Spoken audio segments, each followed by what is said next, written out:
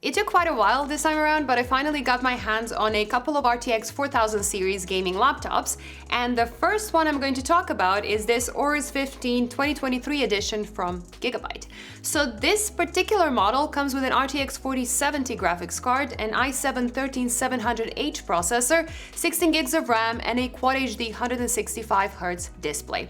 And I think that is a pretty reasonable configuration because higher specs would make it even more expensive, and keep in mind you already need to set aside $1,900 in the US or about 2,000 euros here in the EU to be able to get this configuration. So let's talk about its gaming performance, its thermal performance, panel response times, and all those other juicy numbers you guys really like. Let's begin.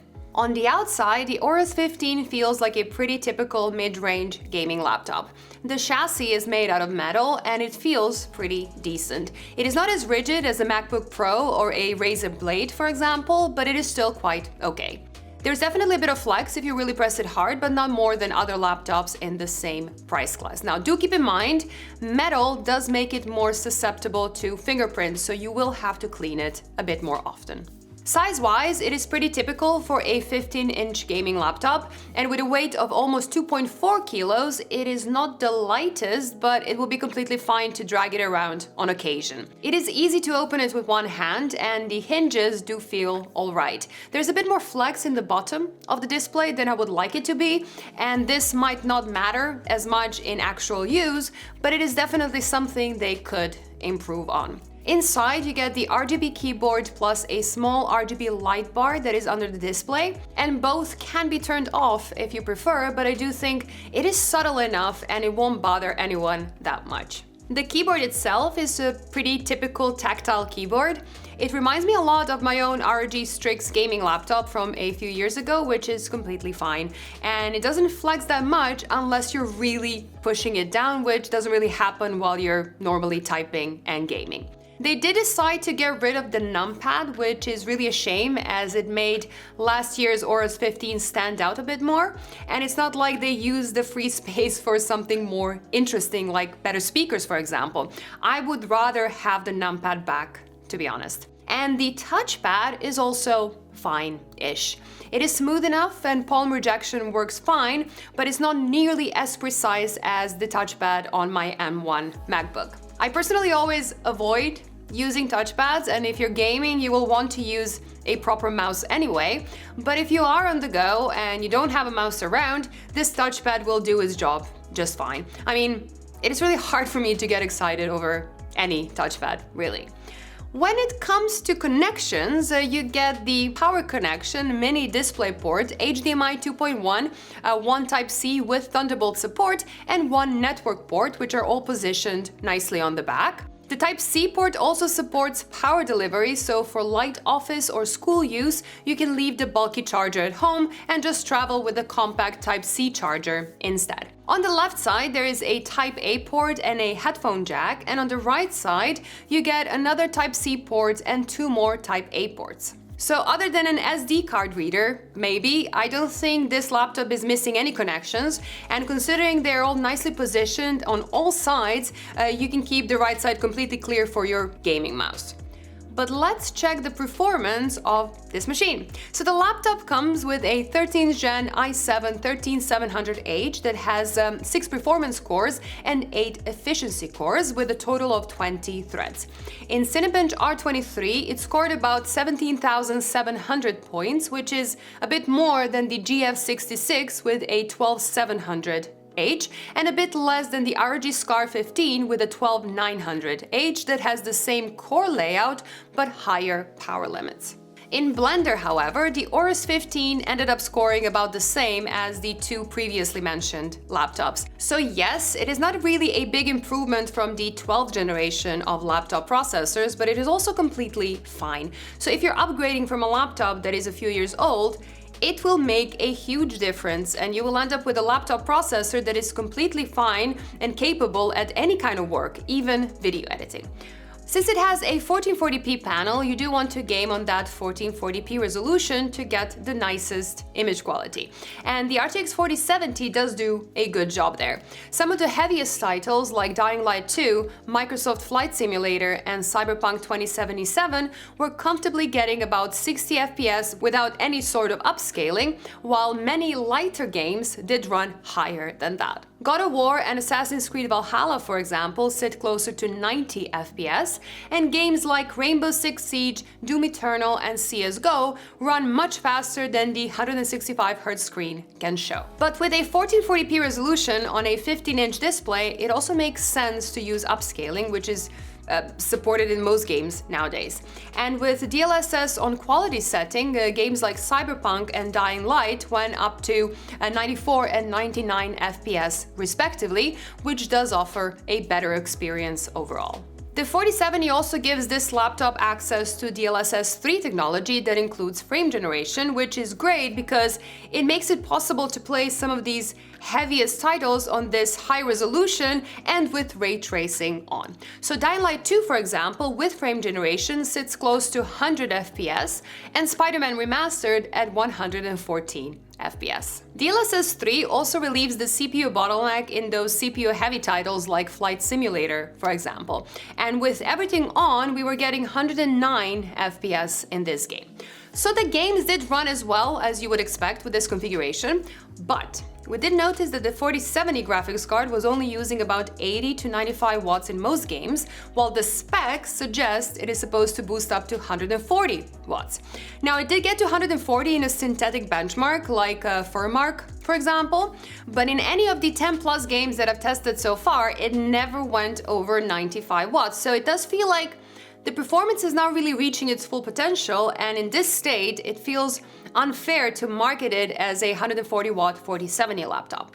Now, I don't know exactly how much that matters until I have a chance to test some other 4070 laptops, but I do suggest that Gigabyte should look into this ASAP and try to maximize that gaming performance. The potential is definitely there, and it could be fixed with an easy software update, for example. So let's hope they think about that. I also retested a couple of games on an ROG Scar laptop with an RTX 3070 at 130 watts, and this 4070 does show slightly better performance at a lower power draw. But at the same time, it also doesn't feel like a huge upgrade that I think it could be. So I will keep you posted in the comments down below if this power draw issue changes. But when it comes to the display, its color performance was very good. It has wide gamut, covering the entire sRGB spectrum as well as 98.5% of the P3 spectrum, and it was calibrated really well. So it would be a great option for anyone that needs to do some color accurate work or create content that looks exactly like it is supposed to.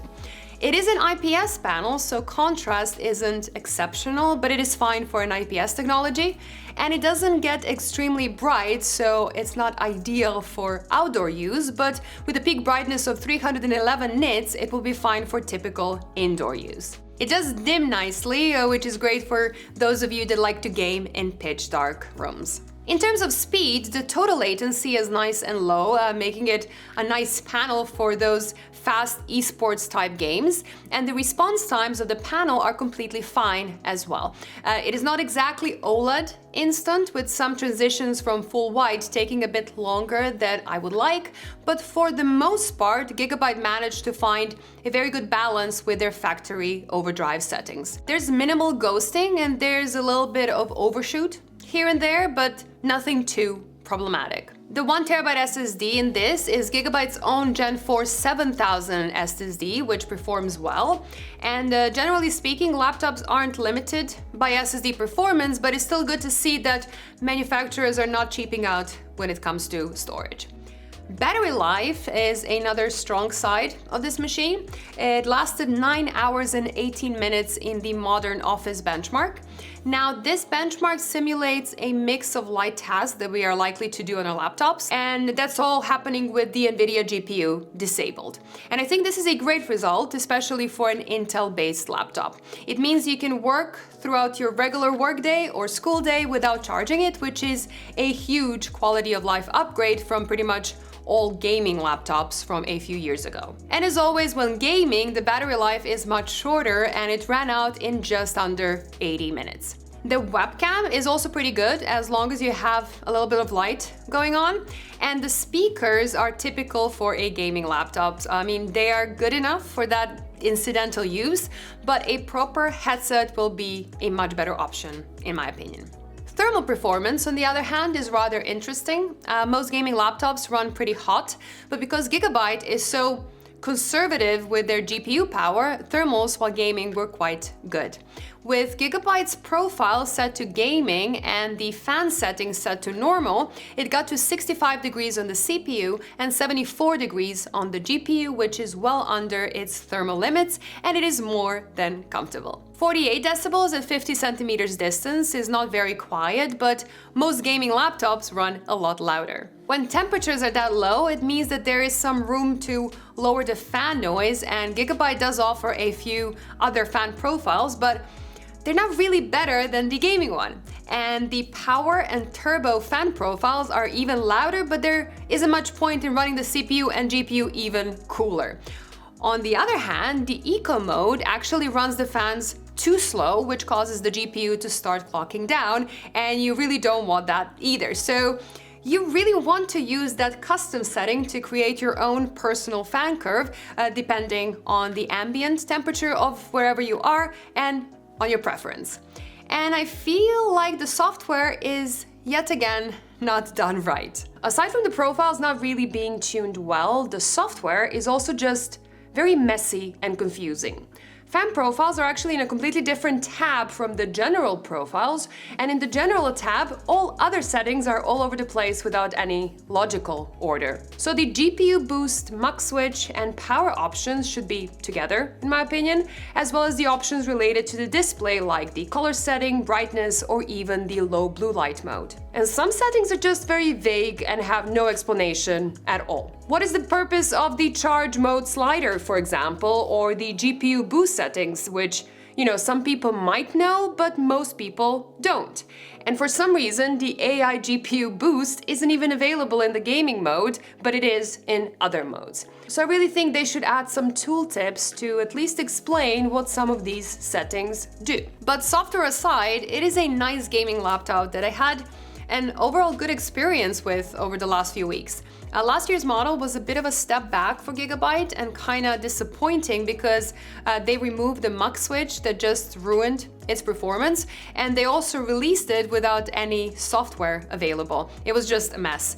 But this one is a nice step forward again. The mux switch is back, the display is excellent, CPU performance is good, thermals are fine, the inputs and the connections are really good, and it's a decent looking, well-built machine. Gaming performance is a bit more complicated.